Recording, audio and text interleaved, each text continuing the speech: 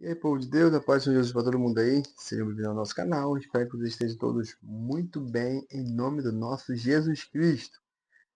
Mateus capítulo 27. Jesus é levado a Pilatos. Assim que o dia amanheceu, todos os chefes dos sacerdotes e os líderes religiosos, anciões do povo, conspiraram para condenar Jesus à morte. Então, amarrando-o, levaram-no e o entregaram a Pilatos, o governador. Judas, com remorso, suicida-se. E sucedeu que Judas, seu traidor, ao ver que Jesus havia sido condenado, sentiu terrível remorso e procurou devolver aos chefes dos sacerdotes e aos anciões as 30 moedas de prata. E declarou: Pequei, pois traí sangue inocente. Mas eles alegaram: O que temos a ver com isso? Esta é a tua questão. Judas atirou então as moedas de prata dentro do templo e, abandonando aquele lugar, foi e enforcou-se. Entretanto, os chefes dos sacerdotes ajuntaram as moedas e comentaram: É contra a lei depositarmos esse dinheiro no cofre das ofertas, pois foi obtido a preço de sangue.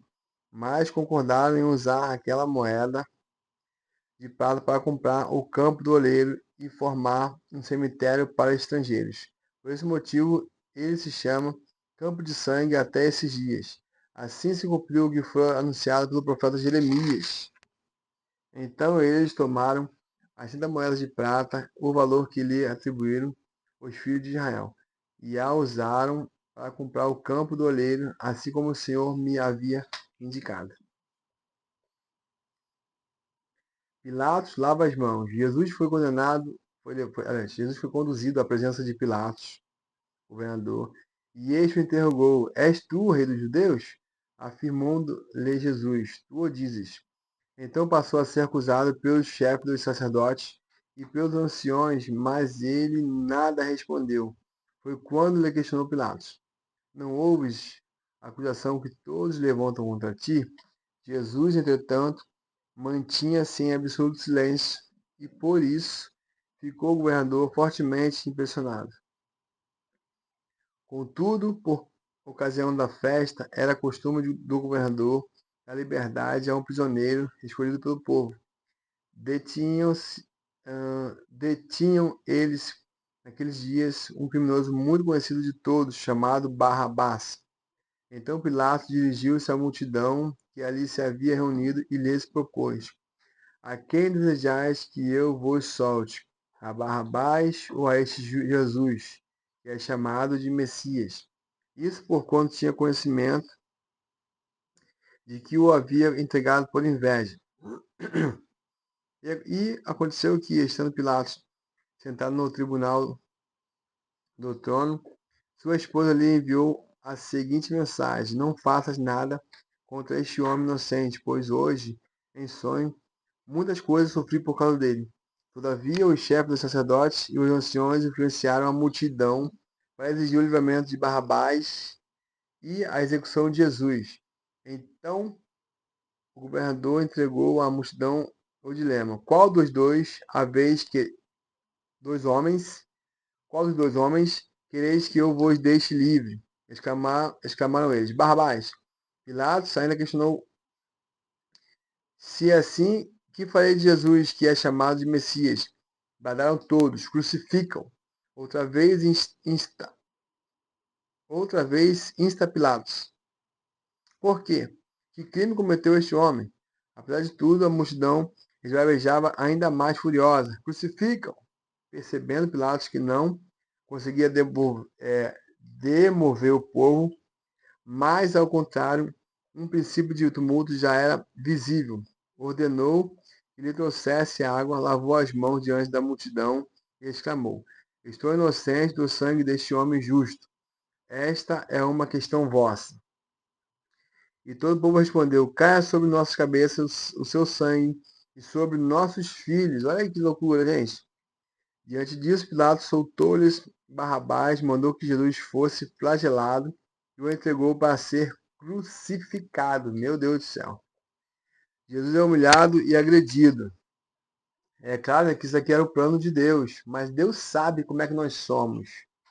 Deus sabia que o povo iria fazer isso. O povo já tinha um coração ruim.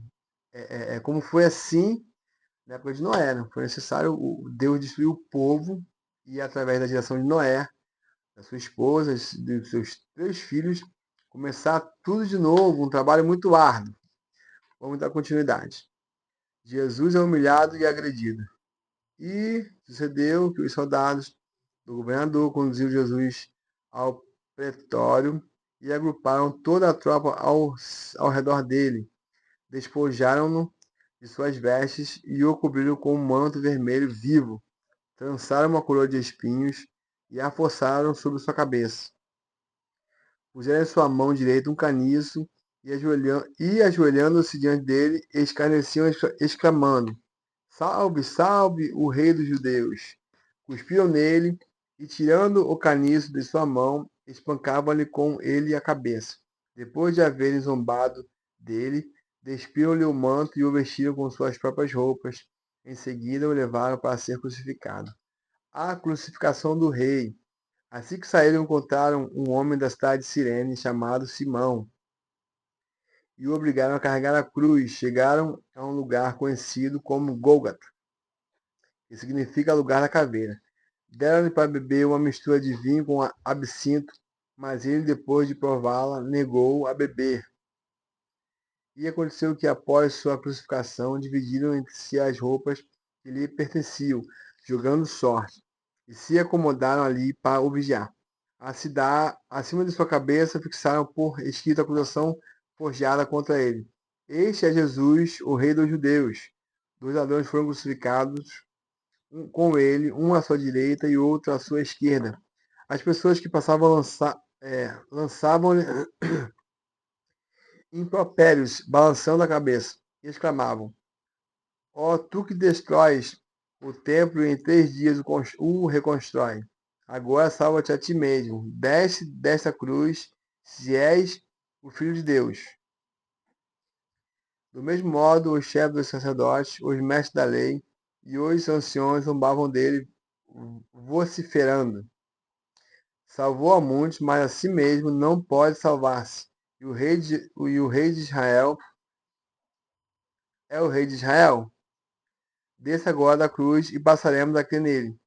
Pregou sua confiança em Deus, então que Deus o salve neste instante, se verdadeiramente por ele tem piedade, pois afirmou: Sou filho de Deus. Igualmente, o ultrajavam os ladrões que ao seu lado havia sido também crucificado. A morte de Jesus na cruz. Então profundas trevas caíram por sobre toda a terra, do meio-dia às 3 horas da tarde daquele dia. E por volta das 3 horas da tarde, Jesus clamou com voz forte: Elohim lama sabachthani, que significa: meu Deus, por que me abandonaste? Mas alguns dos que ali estavam, ao ouvir isso, comentaram: Ele chama por Elias. Sem demora, um deles correu em busca de uma esponja, embebeu-a em vinagre, colocou-a na ponta de um caniço e ergueu-lhe até Jesus e deu-lhe a beber. Entretanto, os outros a censuravam: Deixa, vejamos se Elias vem livrá-lo. Então Jesus exclamou uma vez mais em alta voz e entregou o Espírito. No mesmo instante, o véu do santuário rasgou-se em 2 partes, de alto a baixo. A terra estremeceu e fenderam-se as rochas. Os sepulcros se abriram e os corpos de muitos santos que haviam mortos foram ressuscitados. E deixando as sepulturas logo após a ressurreição de Jesus, entraram na cidade santa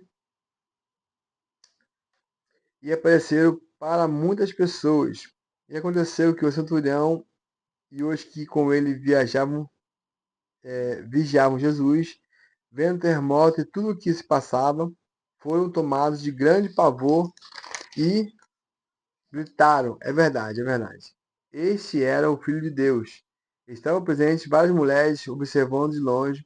Eram discípulas que vinham seguindo Jesus desde a Galiléia para o servirem, entre as quais estava Maria Madalena, Maria, mãe de Tiago e de José, e a mãe dos filhos de Zebedeu. O sepultamento do corpo de Jesus.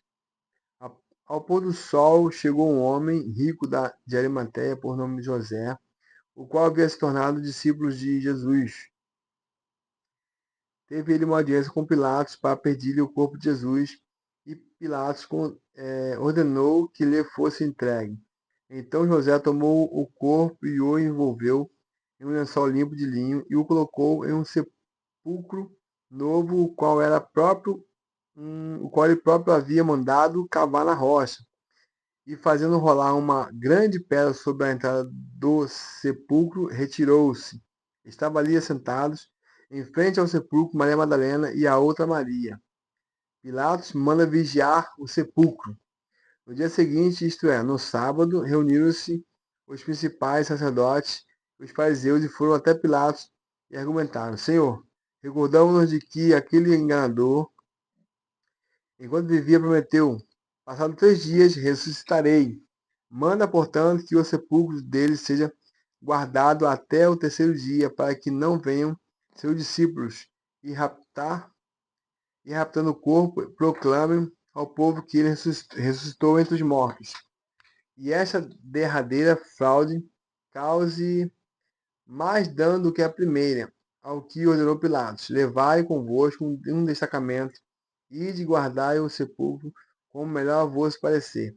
Seguindo eles, organizaram um sistema de segurança ao redor do sepulcro e, além de manterem um destacamento em plena vigilância, lacraram a pedra.